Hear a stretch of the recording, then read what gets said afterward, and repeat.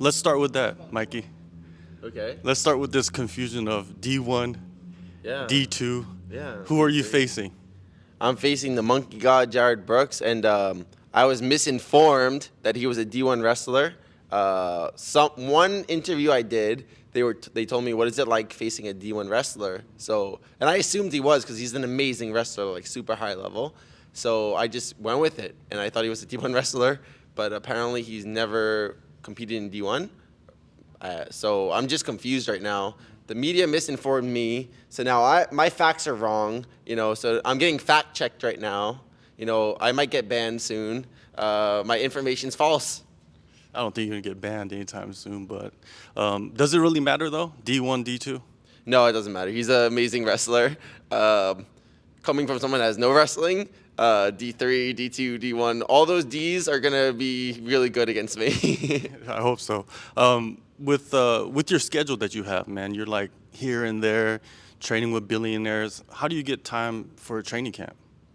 Um, I don't know. I just love it. I think that's the difference. It's not work to me. It's my passion. So even my friends are like, "Oh, Mikey, if you don't have competing, what are you gonna do? Like, you're gonna go on like these trips? Are you gonna do other things?" And I'm like, "No, no. I'll probably just train more." So it's hard to stop somebody that they really love what they're doing and it's their fun thing to do. So jiu-jitsu is my passion, and that's why I do it every second. So even when I'm busy, I'm doing anything. I'm not sleeping. I'm training. My last fight in May, I had the flu for like a month, and I trained the whole month with the flu. That's how much I love jiu-jitsu. You know. That's kind of risky, right?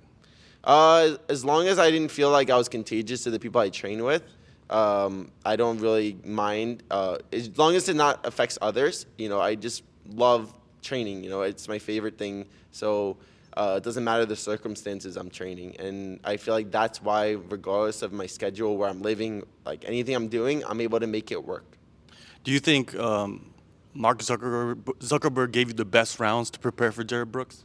Yeah, definitely. Definitely the highest IQ rounds. There's definitely no one higher IQ than Mark Zuckerberg that I train with, so that definitely helps. With Jared Brooks, this is an interesting matchup because he's an MMA fighter, he's a champion, and he's coming over to your martial art But to not a challenge. D1 wrestler. Let's make sure that we know that, because I got in trouble for saying that. He's not a D1 wrestler, I guess. Yeah, I guess not. But with this matchup, you're gonna put him in positions where in MMA he probably has never been in those positions. Is that where the traps lie for you? I don't know, honestly. The thing that's gonna be tough about Jared Brooks is he's gonna be super, super difficult for me to finish. He's such a versatile, tough guy, and my mechanics and submission finishing is gonna have to be perfect for this match. So that's why I've been really obsessing about all my finishes from every position: arms, legs, chokes, anything I could get a hold of on this guy, I'm gonna finish him with. And I think that that's the test for me. Can I finish this guy? And I think that people at home are going to enjoy watching this because there's always that one guy in the gym that's hard to sub for everyone that trains jiu-jitsu. And you have to figure out how to sub that guy, right? A strong, tough guy. And I'm going to show you guys like the perfect mechanics, if I'm capable of doing it, to sub him. It seems like you're much more excited for this matchup than any other matchup we've seen you Yeah. in. Is it because it's an MMA fighter, and could we see you challenging more MMA fighters moving forward? I think I'm more excited about this matchup just because I broke my cherry of fighting 4 times in one championship. The first 4 times for me were a lot of anxiety. Like I was super nervous, and then like toward like the 8-7 minute mark in my last match, I kind of like broke that nerve barrier finally. Being center stage. As a jiu-jitsu person, we fight in high schools, dude. So being in one championship was definitely a new thing for me, and I'm an introvert, so being around so many people was horrifying to me. But now I'm finally in like that fuck it mindset, and I just love it now. So I don't know, I just so comfortable. I'm just having fun, and I just want to hit some cool things against Jared Brooks. I have a lot of cool moves I'm working and training, and I would be disappointed if I can't hit one of them. Honestly, I've been doing it to everyone in training, like a bunch of certain sequences, and I really want to hit one of them. For sure. And you talk about being an introvert. Will you eventually become an extrovert, possibly? Because the interviews are flowing out Yeah. continuously. I don't know. I consider myself now an extrovert when I talk to people. People are shocked that I'm an introvert when I talk because I'm very outgoing and social. But I still get drained at the end of the day when I do a lot of talking to people, unless it's like close friends. So I think I'll always be an introvert. Like it'll burn me, but I definitely have social skills now to do interviews and be extrovert. So I'm able to show my personality more to people. For sure. And did you guys train together in the past, you and Jared? So actually, my sister and Jared were like training partners at Top Team in Coconut Creek for many years. I never got to train with them because I was in high school. My sister was going to college at the time, and she was off in the mornings, and so she got to train with him a bunch. So they were like main training partners. I've said this in other interviews. I think my sister's rooting for Jared Brooks, which kind of fucked up. You know, she might even be here cornering him. I don't know. She might have been training with him for this fight. Like she's in U.S., I'm in Singapore, so who knows? I could see Tammy just in his corner coaching him. Like I could see that happening. That would be a scene. That would just be, wouldn't it be just the most awkward thing if you saw your sister corner against you? No, I wouldn't be surprised. My sister's bullied me since I'm a kid, so this would be a fun opportunity for her to bully me again. What do you see in this matchup, though? Like, what do you envision? I'm pretty sure you lay down, and you envision things that are going to happen in the fight. What do you see? So one thing I want to make clear, a lot of people like talk about the butt scooting and stuff. Like we're done with butt scooting, guys. That's fucking gone. Okay, no more butt scooting. All right. So this matchup is going to be two guys running straight at each other. We're not going to have that bullshit hand fight wrestling. There's two problems in jiu-jitsu: the butt scooting and then the hand fight dance that everyone does, where there's no takedowns or anything, and you just waste your time, and there's no jiu-jitsu. So both of those are wasted time for us. This match, Jared's a high-level wrestler. He might not be D1, but he's a high-level wrestler. And I'm going to be attacking submissions every freaking second. I don't plan on butt scooting. I'm just going to run at him like a zombie. I'm just going forward. Kill or be killed. And he's going to come forward too, because there's no wrestler that doesn't attack like forward. He's going to attack me with takedowns. I'm going to attack him with submissions, and we're going to see what happens. I think that this style, I think that's why I'm excited. That I think it's just pure action. I can't see this style being boring for the fans. So I feel way more calm that I don't have to like chase somebody that's running away from me.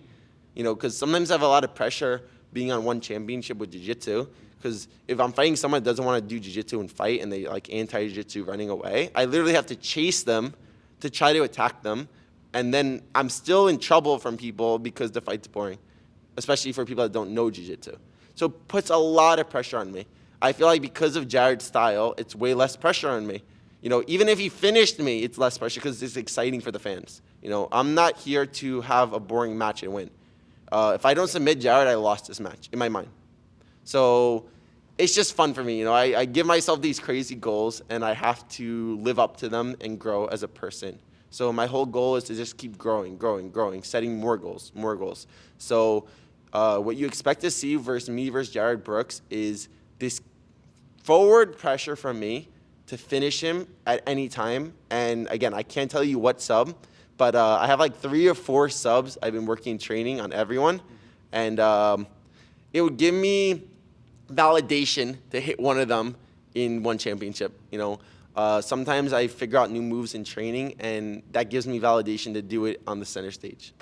For sure. And with what's going on right now in one championship and the PEDUs, recently a champion was popped for a dirty test, and he was suspended for 1 year. I just want to get your thoughts on that.